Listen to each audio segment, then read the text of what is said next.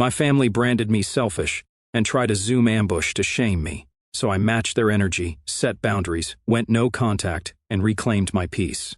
I'm a 28-year-old woman, and I come from what people outside would call a close-knit family. You know the type: holiday cards with coordinated outfits, group photos at every major event, captions like family over everything on social media. But what no one sees is how it all works behind the scenes. The motto is, family comes first, but only when it's convenient for them. If you're not playing your assigned role, you're either a problem or invisible. I used to play along. I was the responsible cousin, the reliable one. Need someone to pet sit on short notice? Ask Callie. Need someone to edit your resume at midnight? Callie's good at that. Need a ride to the airport at 5 a.m. Because Uber is too expensive? Callie loves clothes, she won't mind. But when I needed anything, literally anything, it was always bad timing. Once I asked for help moving after a bad breakup. Nobody showed up. My mom said I should hire someone instead of expecting people to drop everything. 2 months later, I was helping Jake, my cousin, move across town in the middle of a heat wave. I even bought him lunch. There was a pattern, and it wasn't subtle. My graduation? We went to Olive Garden. No speeches, no photos, no gifts. Just pasta and a vague "we're proud of you." Jake's half-birthday? A catered barbecue in the backyard with balloons, cake, and a slideshow. After college, I moved back home to save money. My parents charged me rent, which I didn't complain about. I figured it was fair. But Mia, another cousin, has been living with her parents for years now. No rent, no chores, nothing. She posts selfies from their living room like it's her personal Airbnb. When I brought up the double standards, I got the classics. Why are you keeping score? And it's not that deep. Once, I mentioned it was weird how I was never asked what kind of birthday cake I liked, and my mom replied, "You're being dramatic. It's just cake. I've been told I'm selfish, cold, too blunt, or not very warm for most of my adult life." All that really meant was I stopped bending over backward to please people who didn't lift a finger for me. But the real breaking point came recently. Mia's getting married. Great for her. I genuinely don't care either way. We're not close. Never have been. She once left my graduation dinner early to go on a Tinder date, and the family thought it was funny. So when I got a call from my aunt asking me to co-host Mia's bridal shower, I said no. I wasn't rude about it. I just said, I don't think I'm the right person for that. That was enough to light the match. My aunt called me back later that day for what I now refer to as the speech. "You're letting the family down," she said. "You're not being a team player." I didn't even respond, just stared at the wall while she talked like I was some employee getting written up for poor performance. Then came the cousin group chat. I stayed in it mostly for the memes and holiday plans, but suddenly it turned into a passive-aggressive landmine. Jake posted a meme about selfish people during wedding season with a side-eye emoji. Mia posted a photo of her invitation boxes with the caption, "Some people support you, some people don't." No names, but come on. I muted the chat and didn't say a word. My mom, of course, got involved. She told me I needed to get over myself and just make things right before Thanksgiving, or it would become awkward for everyone. I said I wasn't sure what there was to make right. She said, "You're hurting your family." I still showed up to Thanksgiving. I figured I'd sit through dinner, say hi to my grandma, and leave early.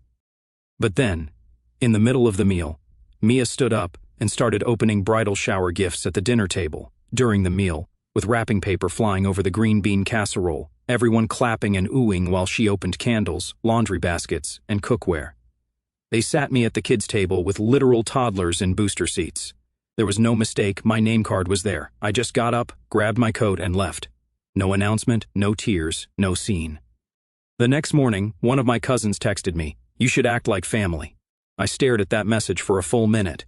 Then I screenshotted it, saved it in a folder on my phone, and decided that from now on, I would act exactly like family. I would mirror them. I would match their energy, respond with the same level of support, interest, and effort they've shown me for years, not out of spite, just for balance. Let's see how they like it when the reflection finally looks back. The morning after Thanksgiving, I left the family group chat without a word. No dramatic goodbye, no message explaining why, just leave chat. Then I went through my Instagram and unfollowed everyone except Leah. She's my youngest cousin and, honestly, the only one who hasn't treated me like a doormat in this mess. The first reaction didn't take long. A vague Facebook post popped up from my aunt within 48 hours. Some people only care when it benefits them. No name, no tag, but I recognized the tone. I screenshotted it, captioned it mirror, and sent it to Leah. She just replied with 3 laughing emojis. 2 days later, I got the invite to my uncle's annual holiday party. I replied no with a short note. just need some space this year. That was it. Polite, direct. I thought that would be the end of it. It wasn't. A couple of days later, Mia's bridal shower rolled around. I wasn't technically a host, but apparently they still expected me to show up early and help set up. I arrived an hour after the start time, made a round through the room, poured myself a glass of wine, and left halfway through. No one noticed until cleanup. That night, my mom called. She said I'd embarrassed her by leaving early. I reminded her that Mia once ditched my graduation dinner to go on a Tinder date. Long pause. Then the call ended without a goodbye. Around this time, I landed a new job, better pay, better title, actual room to grow. I posted a professional headshot and the announcement on LinkedIn. People I barely knew from college liked and commented. Not a single family member acknowledged it, not even with a basic congrats. A week later, Jake, the same cousin who'd been passive-aggressive in the group chat, posted about getting an internship. I left a comment, "So proud of you. Such a big deal. Zero sincerity." I even shared it to my story with fake confetti gifts. Leah messaged me, "You're on fire." When Mia's birthday came up, I sent her a $5 Starbucks e-gift card. That's exactly what she sent me for mine last year. No note, no message, just the same copy-paste reward she once thought was generous enough for me. Later that month, I found out through Leah that the family was planning a make-up Thanksgiving dinner, apparently a second chance to reconnect. I told them I had a Friendsgiving that night. I didn't. I ordered Thai food and watched a movie in bed. Easily the best Thanksgiving I've had in years. A few hours after the makeup dinner, another Facebook post went up. This time from a different aunt. "Blood doesn't make you family. Loyalty does." I didn't say anything at first, but then I went back and dropped a single clapping emoji under the post. Not a word more. A phone call came the next morning from the same aunt. She said I was being petty. I said I was only being as petty as the example I'd been given. She hung up. Leah texted 5 minutes later. "I've been waiting for someone to say that out loud. The thing is, I didn't do any of this to be cruel. I didn't start rumors, explode in chats, or post rants. I just matched their energy. No more, no less." And it was amazing how quickly it rattled everyone. The people who used to ask for favors now avoided me. The ones who never noticed my wins were suddenly checking my stories like clockwork. I didn't post much, just enough to show I was living life. Brunches with Kyo workers, new books, the occasional cute photo of my dog. Every reaction I got just proved my point. I didn't need to shout or beg for respect. I just had to stop giving out mine for free. What they were calling attitude was just boundaries. What they saw as pettiness was just reciprocity. And what they hated most, that for once I wasn't bending. I wasn't apologizing. I was simply doing what they've always done, just with better timing. About a week after my Friendsgiving no-show, I got a message from my mom. Just a Zoom link, no context. Just, "Can we talk tonight?" I had a feeling it wasn't just her. So I set up my laptop, opened a LaCroix, hit record, and clicked the link. 6 squares popped up. Mom, Mia, my aunt, uncle, Jake, and a cousin I hadn't spoken to in over a year. One by one, they started talking. No greetings, no catching up, just straight into it. They said I'd changed, that I was being cold, dramatic, ungrateful, that skipping Thanksgiving had sent a message to the whole family. They said I was making people uncomfortable, that the clapping emoji thing on Facebook was childish, and that I'd turned into someone they didn't recognize. I didn't say a word for the first 10 minutes, just let them keep going.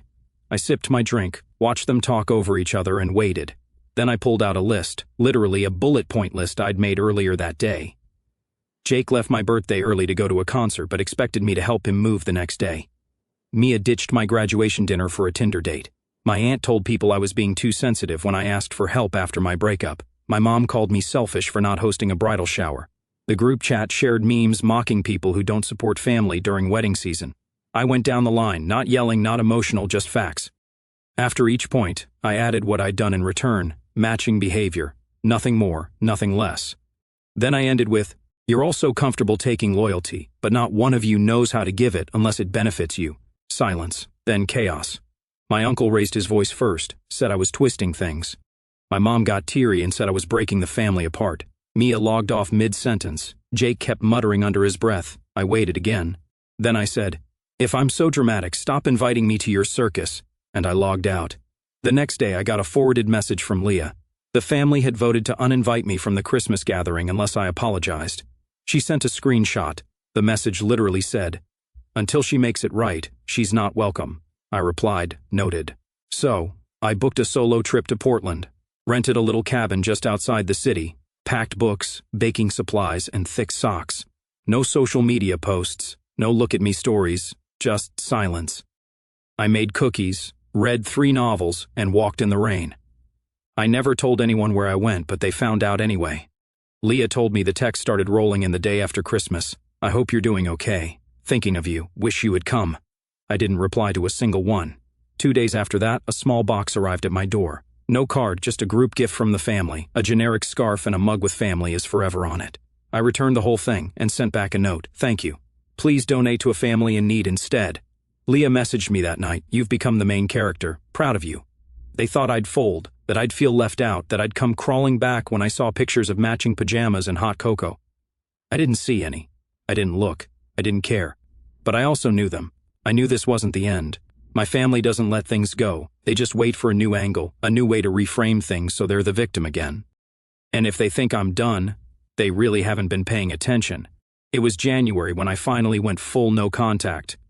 Anyone who texted me during the holidays without mentioning the Zoom ambush went on mute, not blocked, just silenced.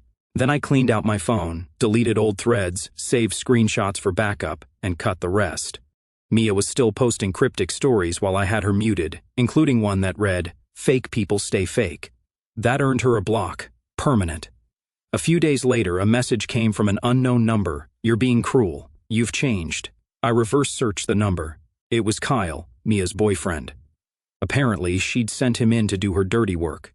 He said Mia was hurt and that I owed it to the family to be the bigger person. I texted back, if Mia wants to use her boyfriend to guilt-trip me instead of apologizing like an adult, she can stay blocked. Then I blocked him too. That same week, Jake popped up on LinkedIn, the same cousin who barely said a word when my job got announced. Now he wanted tips for his job search. I saw the message preview and never opened it, left it sitting there unread. Leah messaged me later that night. Jake says you're gatekeeping job resources. I replied, so were they gatekeeping decency? She didn't even argue, just reacted with a laughing emoji. Then Aunt Denise entered the drama arena. She posted a photo collage on Facebook, family holidays over the years, titled When Family Meant Everything. I was cropped out of every single picture, full images I knew I was in, now with me erased like I never existed. I reported it to Facebook under bullying and harassment. The post came down the next day. Denise then sent me a furious email calling it disrespectful and childish. I blocked her too. Next came my mom, this time from her office number. She got through and started saying things like, "Don't let pride get in the way and just let it go before this becomes permanent." I didn't yell, I didn't argue. I said, it already is permanent. You just didn't expect me to be the one to set boundaries first. Then I hung up and blocked that number too. While all this was happening, I got promoted. Higher salary, new responsibilities, a direct team under me. I didn't tell anyone in the family, just updated my LinkedIn quietly and moved on. The people who mattered already knew. The ones who didn't weren't entitled to it. Leah and I started doing monthly brunches. Nothing fancy, just waffles, coffee, and people who actually wanted to see each other. Last week she brought a card that said, "Your family's loss is my gain." Meanwhile, my family started using mutuals as messengers. A neighbor I hadn't spoken to in months messaged me, "I saw your mom. She talks like she really misses you." I didn't reply. Instead, I posted one single story on Instagram, black background, white text, "You missed the version of me who tolerated you. She doesn't exist anymore." No tags, no names, but they knew. By March, Leah told me Mia was throwing a joint birthday and bridal send to off party. Supposedly, it was just a casual gathering, but Mia had been spinning her own version of events. She'd been telling people I bailed on family duties out of spite and that I was going through something.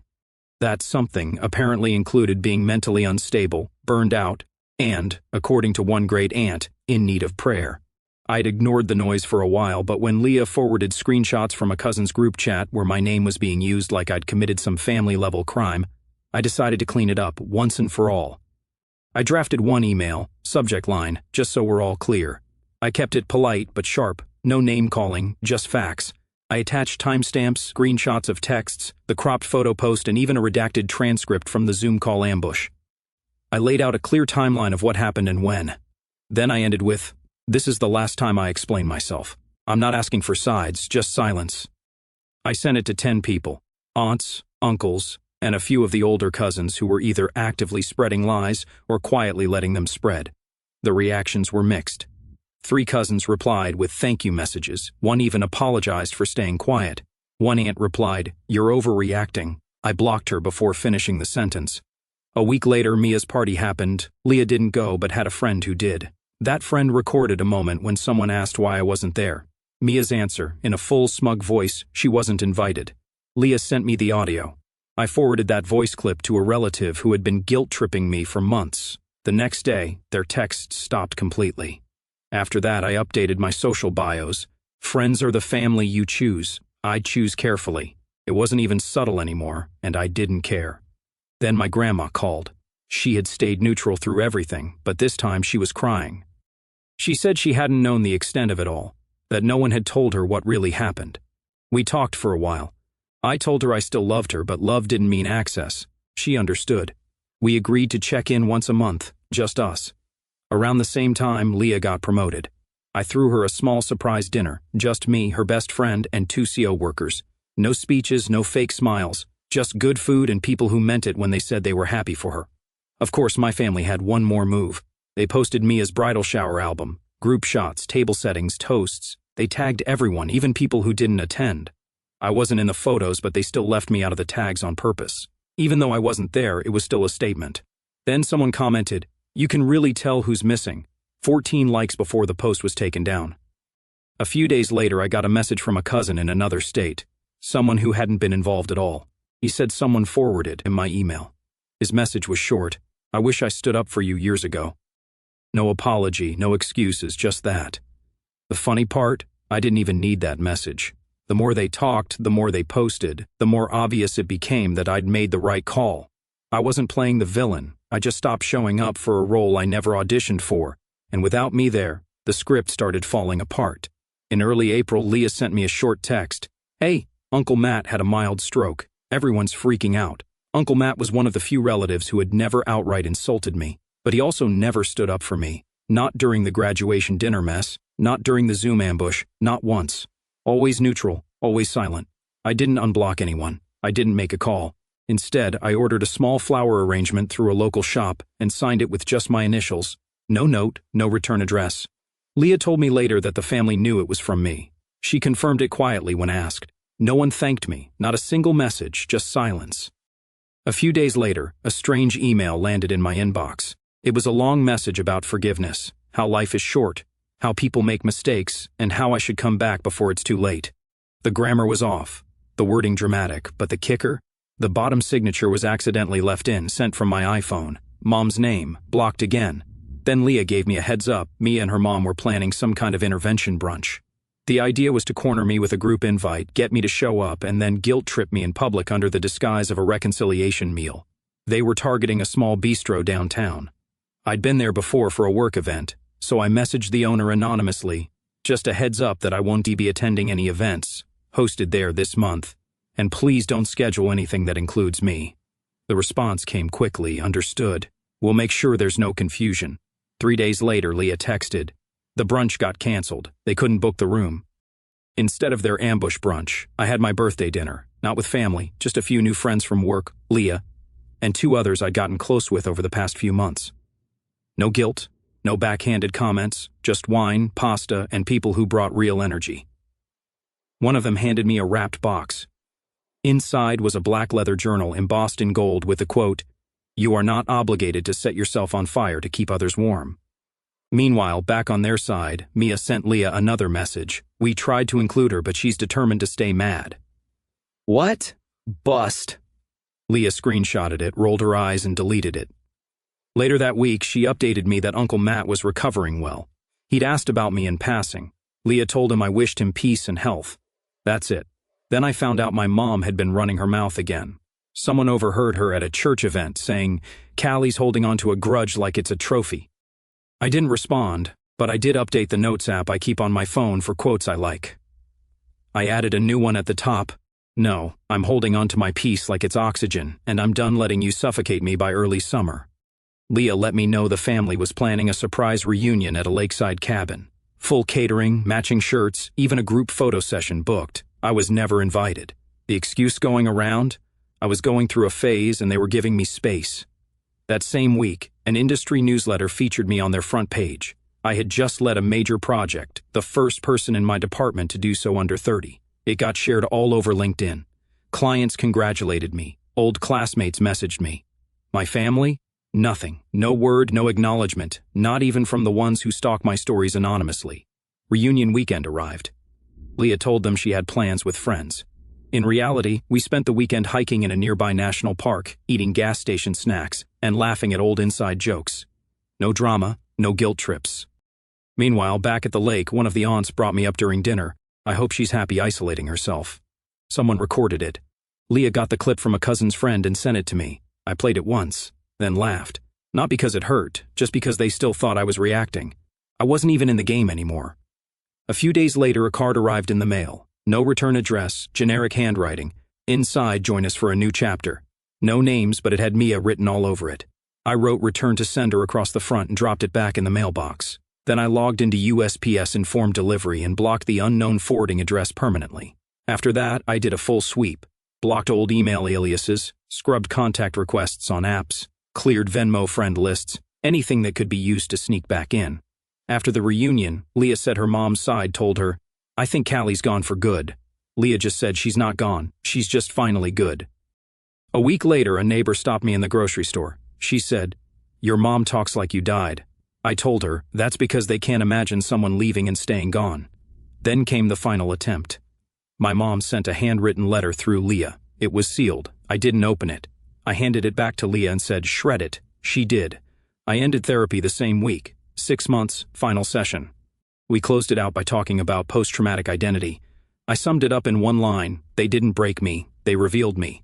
For my birthday, I hosted a quiet dinner in my apartment. Leah, 2 close friends from work, and Murphy, my dog, curled up on the couch. No cake, just wine and comfort.